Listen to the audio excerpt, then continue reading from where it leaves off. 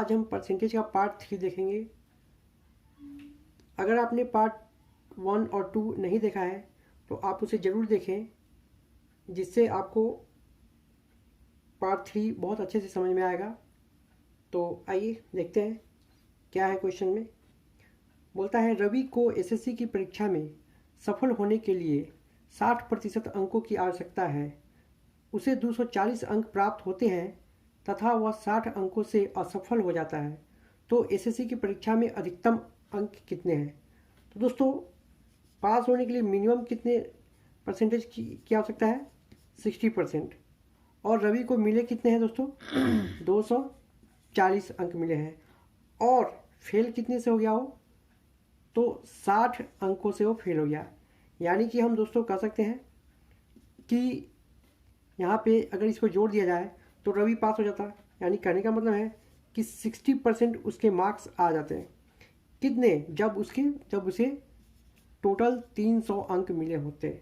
तो क्या हम दोस्तों ये कह सकते हैं कि 60% इक्वल टू 300? तो दोस्तों हमें निकालना क्या है? 100%। तो दोस्तों देखिए ये कितने गुने जा रहा है। ये हम यहाँ पे देख रहे हैं दोस्तों, ये 5 गुना है इससे। तो यहाँ भी क्या होगा दोस्तों? 5 गुना ही होगा। यानी कहने का मतलब है दोस्तों कि परीक्षा में अधिकतम अंक कितने आए हैं दोस्तों? 500 अंकों के अधिकतम अंक है। ठीक है दोस्तों, अब दूसरा क्वेश्चन पे चलते हैं हम लोग। यदि किसी वस्तु के मूल्य में 20% की वृद्धि हो जाती है तो ज्ञात कीजिए कि उसके उपयोग में कितने प्रतिशत की कटौती की जाए जिससे होने वाले व्यय में वृद्धि नहीं होगी। तो दोस्तों यहाँ पे एक फॉर्मूला लिखा हुआ है आपके लिए। अगर वृद्धि होती है या कमी होती है तो जो कमी या वृद्धि होगी उसे ऊपर लिखेंगे, फिर बटा 100 जो भी कमी या वृद्धि हुई इंटू 100। तो इस फॉर्मूले पर बनाएंगे दोस्तों। तो देखिए दोस्तों, यहाँ पे है कि किसी भी वस्तु का अगर दाम बढ़ जाता है, ठीक है, 20% अगर बढ़ जाता है तो उसके उपयोग में हमें कितनी की कटौती करनी पड़ेगी? तो उसके उपयोग में हमें 20% की ही कटौती करनी पड़ेगी, जिससे क्या होगा कि हमारा जो व्यय है उस पर कोई भी इफेक्ट या प्रभाव नहीं पड़ेगा। तो यही हमारा क्वेश्चन भी कर रहा है दोस्तों। तो देखिए कैसे करते हैं। तो यहाँ पे 20 यानी कि ए जो है, ए को हम क्या मानेंगे? 20%। यानी कि देखिए जो हमारा वृद्धि हुआ है, यहाँ पर तो हमारा वृद्धि हुआ है। तो देखिए इस फॉर्मूले पे हम करते हैं। तो वृद्धि इक्वल टू क्या होगा दोस्तों? तो 20/100 प्लस 20 इंटू 100। तो दोस्तों यहाँ देखिए क्या होगा? 20/120 इंटू 100। तो क्या होगा दोस्तों? यहाँ पे काटिए हम यहाँ पे, तो 2×12 और फिर यहाँ पे देख दोस्तों क्या होगा? यहाँ पे 100/6 इंटू 50/3% ये होगा दोस्तों हमारा। यानी कि ऑप्शन क्या है दोस्तों? फर्स्ट ऑप्शन है आंसर। ठीक है, चुनाव में 2 उम्मीदवारों में से एक उम्मीदवार ने कुल मतों के 30% मत प्राप्त किए, वह 500 मतों से हार गया, तो कुल मतों की संख्या ज्ञात कीजिए। तो दोस्तों हम क्या मानेंगे यहाँ पे कि जो टोटल मत थे वो 100% होंगे और कैंडिडेट यहाँ पे 2 हुए, यानी कि C1 C2। तो दोस्तों हम मान के चलते हैं C1 को कितने मिले दोस्तों? यहाँ पे 30% मिला टोटल वोट का, 30%। तो C2 को कितना मिला होगा दोस्तों? तो C2 को 100 - 30 यानी कि 70% मिला होगा वोट। तो दोस्तों इन दोनों का हारने और जीतने का, C1 का हारने का और C2 का जीतने का, दोनों का डिफरेंस कितना है दोस्तों? तो दोनों का डिफरेंस है दोस्तों यहाँ पे परसेंट में 40% का, और नंबर में कितने हैं दोस्तों? 500 मतों का अंतर है। तो दोस्तों हमें निकालना क्या है? Total vote. टोटल वोट यानी 100%। तो 100% इक्वल टू हम यहाँ निकाल देंगे दोस्तों। 100% क्या होगा दोस्तों? यहाँ पे 500 इंटू 100/40। तो 0 से 0 कट गया दोस्तों, और 25 चौका 100 कट गया, और यहाँ पे कितना आ गया दोस्तों? 125, यानी कि 1250 वोट यहाँ पे टोटल वोट पड़े थे। यानी कि ऑप्शन नंबर हमारा हो गया दोस्तों ए। हम चौथे क्वेश्चन पे चलते हैं।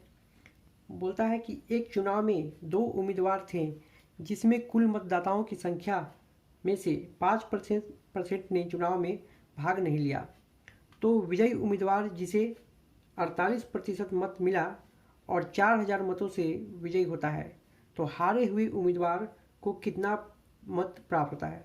तो दोस्तों हम क्या यहाँ पे मानेंगे कि कुल मत यानी कुल वोट, कुल मत कितने मानेंगे दोस्तों, हम यहाँ पे 100% मानेंगे।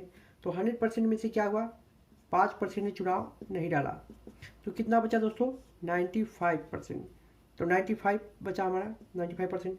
अब इसमें से दोस्तों क्या हुआ कि 48 क्या हुआ, विजयी उम्मीदवार को कितना मिला दोस्तों, विजयी उम्मीदवार को इसमें से मिला कितना, 48, यानी कि 48 मिला। और हारे हुए उम्मीदवार को कितना मिला दोस्तों, हारे हुए उम्मीदवार को कितना मिलता है दोस्तों, यहाँ पे देखिए। तो हारे हुए उम्मीदवार को कितना मिलता है, 47%। तो 47% मिलता है दोस्तों, यानी कि तो जीतने और हारने वाले उम्मीदवार के बीच का डिफरेंस कितना है दोस्तों, 4000 मतों का। और परसेंटेज में बोलेंगे तो कितना है दोस्तों, 1% का। यानी 1% इक्वल टू कितना है दोस्तों हमारा, 4000। तो दोस्तों हमें निकालना क्या है, हारे हुए उम्मीदवार का। तो हारे हुए उम्मीदवार को क्या करना पड़ेगा हमको, 4000 से मल्टीप्लाई कर दीजिए दोस्तों। तो कितना हुआ दोस्तों, तो 7 चौ 28 हो गया, और 16 और 2 18, यानी कि देखिए दोस्तों हारे हुए उम्मीदवार को कितना मिला, 1,88,000 वोट प्राप्त हुए। ठीक है दोस्तों, क्वेश्चन क्या बोलता है, एक महाविद्यालय के चुनाव में एक प्रत्याशी जिसे कुल पड़ने वाले मतों का 40% मत मिली अपने प्रतिद्वंदी से 160 मतों से हार गया। यह मानते हुए कि चुनाव में केवल 2 प्रत्याशी थे, कुल पड़ने वाले मतों की संख्या क्या थी, हमें निकालना है। तो देखिए दोस्तों हम पहले ही बोले हैं कि कुल मतों को हमको क्या मानना है, कुल मत इक्वल टू क्या है, 100% होगा। और कैंडिडेट 1 कैंडिडेट 2 है, तो कैंडिडेट 1 को कितना मिला दोस्तों, 40% मिला। तो कैंडिडेट 2 यानी कि जीतने वाले कैंडिडेट को कितना मिला होगा दोस्तों, तो 100 - 40 यानी 60%। तो दोस्तों कैंडिडेट 1 और 2 का अंतर कितना है, तो 20% का अंतर है। और 20% के बराबर यानी हारने और जीतने का अंतर कितना है दोस्तों, मतों का 160। तो देखिए दोस्तों ये कितना गुना है इससे, यानी 8 गुना है। ठीक है दोस्तों, तो हमें निकालना क्या है, कुल मत। कुल मत कितना है, हम माने हैं दोस्तों 100%। कोई भी संख्या अपने आप में क्या होता है दोस्तों, 100% ही होता है। यानी कि इसे भी हम 8 टाइम्स मल्टीप्लाई करेंगे तो कितना हो जाएगा दोस्तों हमारा, 800। यानी दोस्तों हमारा ऑप्शन नंबर क्या है, बी। तो ठीक है दोस्तों, थैंक यू बने रहने के लिए।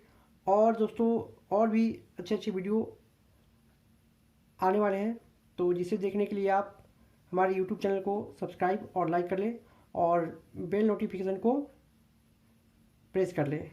ठीक है दोस्तों, मिलते हैं फिर नेक्स्ट वीडियो में।